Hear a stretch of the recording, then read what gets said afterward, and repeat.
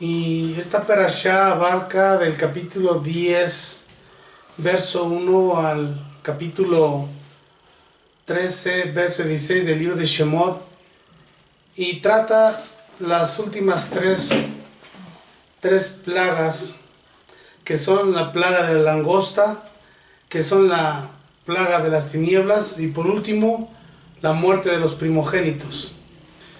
La palabra bo quiere decir ven aquí a Faraón. Esto quiere decir que Hashem está en todas partes porque Él es omnipresente. También quiere decir ven hacia ti al Faraón. Es decir, que nos dice que debemos de autoanalizarnos y ver cómo estamos en nuestro interior, y a su vez ver las cosas que nos rodean del mundo. También quiere decir ven conmigo a Faraón. Esto quiere decir que cuando Hashem nos envía a una misión o nos da una asignación, Él va con nosotros. No vamos solos, sino que Él siempre nos va a acompañar. Por eso cuando nosotros leemos en el quinto libro de la Torá, que es en el libro de Deuteronomio, en el capítulo 31, en el verso 8, dice: el Eterno va delante de ti, Él estará contigo, no te dejará ni te desamparará, no temas ni te intimides. Por eso Hashem le dice a Faraón en esta perashá, en el capítulo 10, verso 1, le dice: ven, entra al Faraón. Cuando nosotros estudiamos la gematría de la palabra bo, nos vamos a dar cuenta que su valor numérico es 3, porque la palabra bo está compuesta de dos letras hebreas. La bet, que su valor numérico es 2, y Aleph, que su valor numérico es 1. Entonces, si sumamos 2 más 1, es igual a 3. Ahora, si nosotros nos damos cuenta al estudiar esta perashá y observamos, o somos buenos observadores, nos vamos a dar cuenta que esta perashá trata de las últimas 3 plagas. Pero también cuando estudiamos las 10 plagas, usted se va a dar cuenta que las plagas que fueron hechas, vamos a llamarlas así, fueron hechas en tres etapas, a excepción de la última que fue hecha por Hashem. Las primeras 3 plagas fueron hechas con la vara de Moshe, y las otras segundas 3 plagas fueron hechas por Moshe y Aarón, y las últimas 3 plagas fueron hechas por Moshe.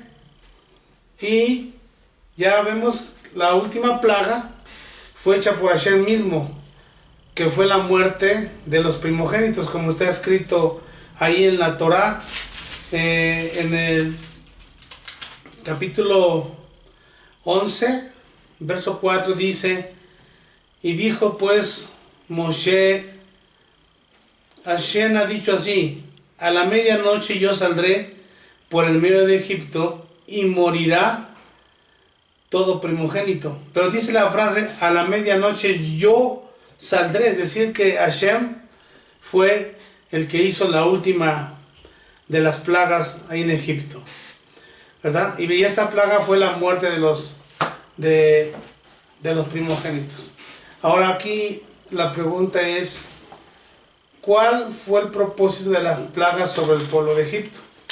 Todos sabemos la historia de las 10 plagas, pero hubo un propósito.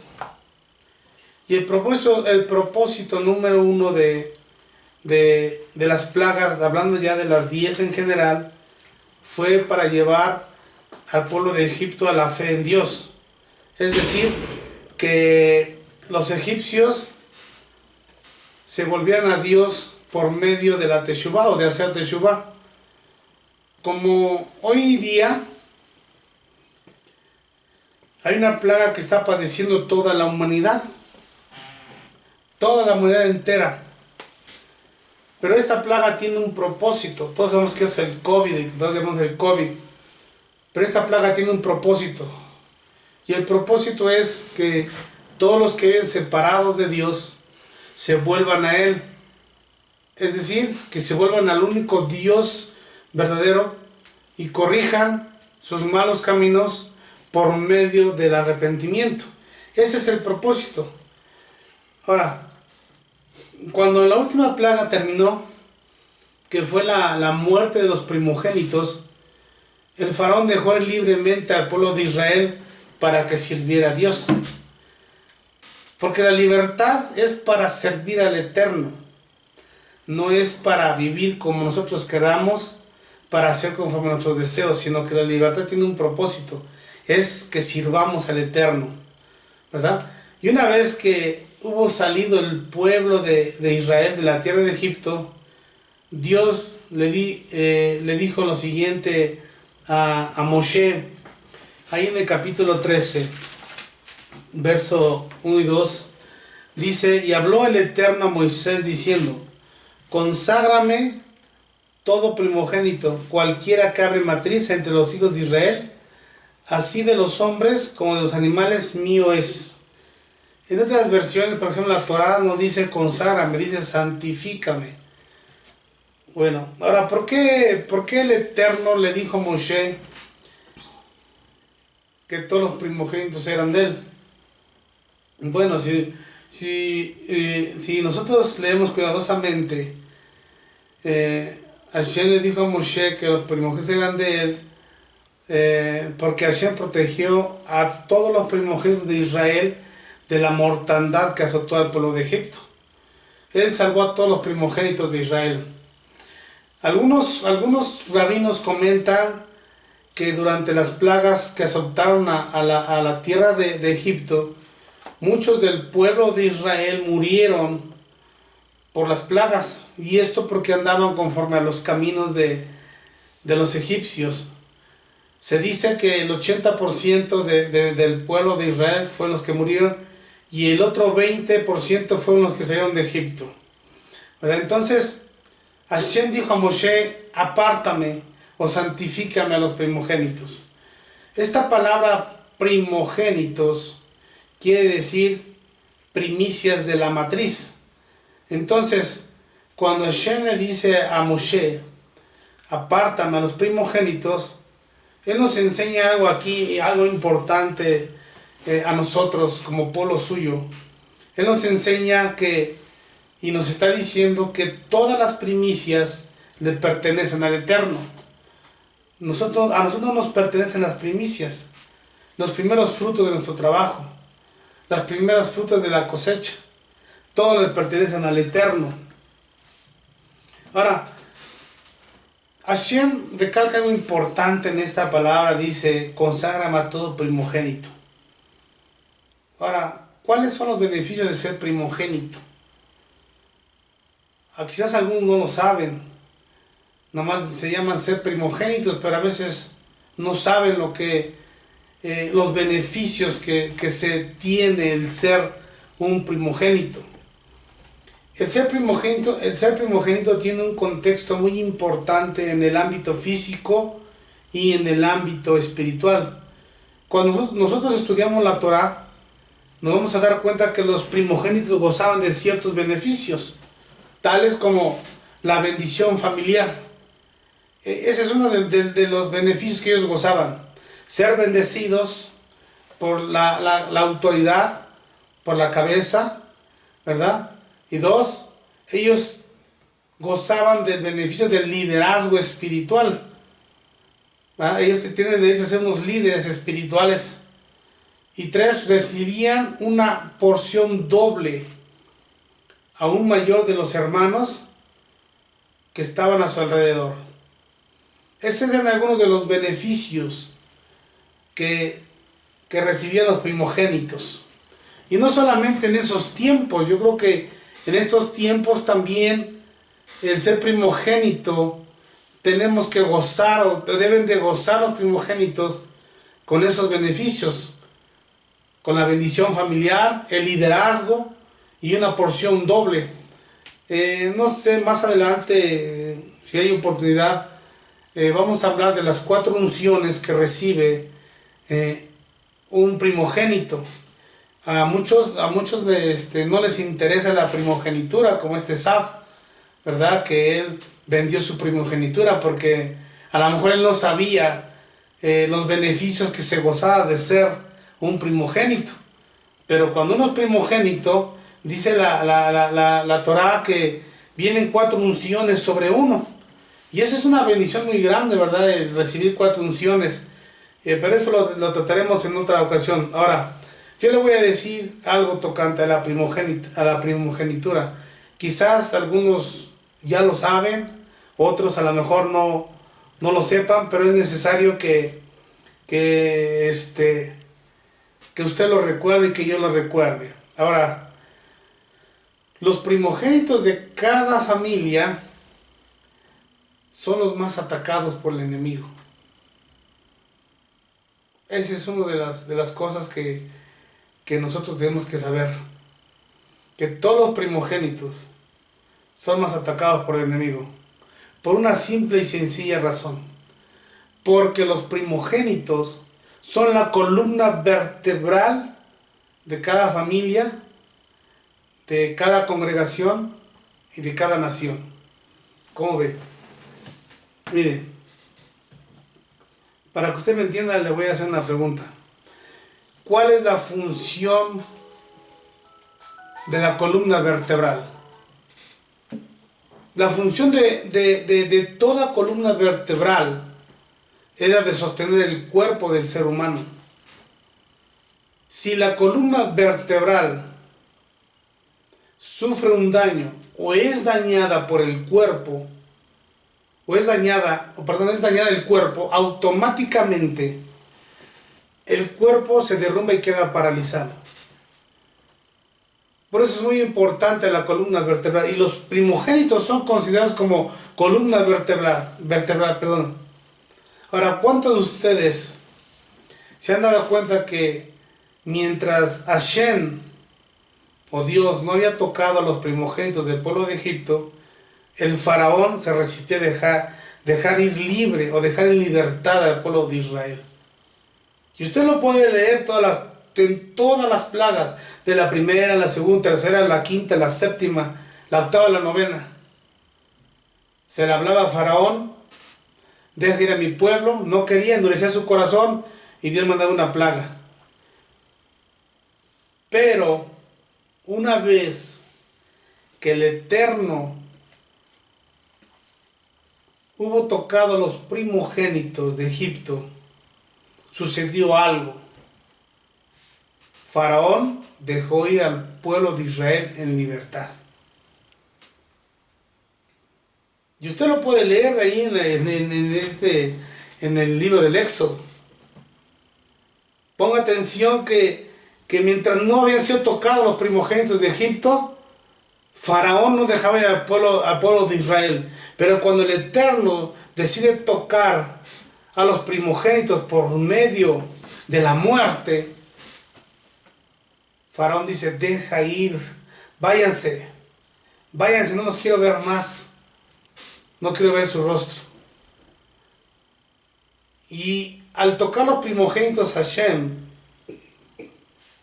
la ciudad fue derrumbada, la ciudad de Egipto fue derrumbada espiritual, emocional, y es despojada físicamente.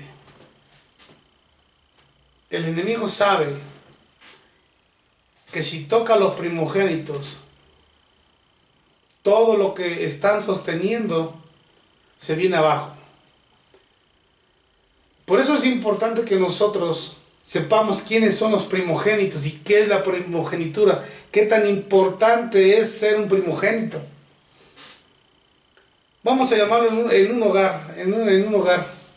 El primogénito de un hogar, vamos a llamarlo que es el padre. el padre y la madre.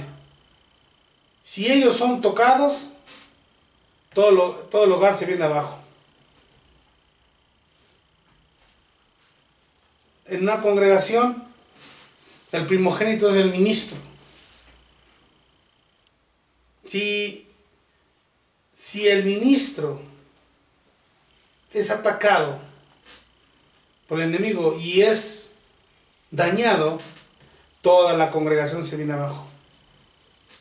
Hasta en una nación, vamos a llamarlo así, que el primogénito es el presidente.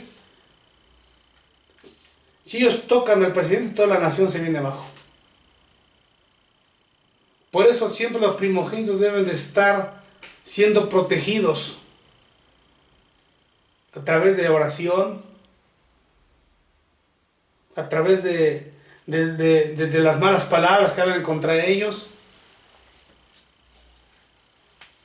No se le hace raro, por ejemplo, que en el Nuevo Testamento, o en el Pacto Renovado, como le llamamos, ¿a poco no se le hace raro que Satanás haya atacado al primogénito del Eterno?